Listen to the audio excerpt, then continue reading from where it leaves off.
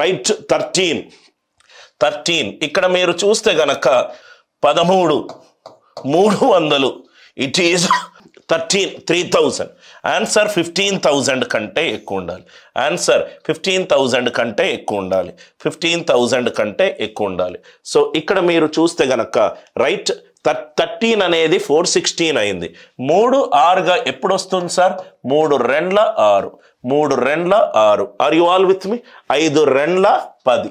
5 2 10.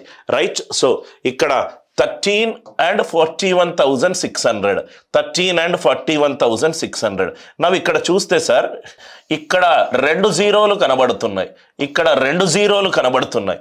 ఇక్కడ 2 జీరోలు కనబడుతున్నాయి. 5 into నాకు కూడా 2 జీరోలు కనబడాలి. నాకు కూడా మినిమం 2 జీరోలు కనబడాలి. రైట్. 13 into 3,000 39,000. ఆన్సర్ 15,000 కన్నా ఎక్కువ ఉండాలి. ఇది కాదు, ఇది కాదు. 16,500. ఇది 11 తోటి భాగింపబడుతుంది. కానీ ఇక్కడ 11కు సంబంధించి ఏదీ లేదు. ఆర్ యు ఆల్ విత్ మీ? చూడంగానే మనము ఆన్సర్ చెప్పొచ్చు. మీకు మెల్లమెల్లగా ప్రాబ్లమ్స్ అర్థమవుతే ఈజీగా చెప్పొచ్చు. 2 అనేది 4 అయింది. 2 2s are 4 కావచ్చు. 2 7s are 14 4 కావచ్చు. Right most non zero digits 2 అయినా తీసుకోవచ్చు, 7 అయినా తీసుకోవచ్చు. 8 7s are 56. 8 2s are 16.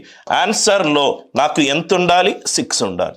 ఆన్సర్లో నాకు ఎంత ఉండాలి? 6 ఉండాలి. Are you all with me? అందరికీ అర్థమైంది కదా సార్? 4 అనేది 2 అయింది. 4 3s are 2.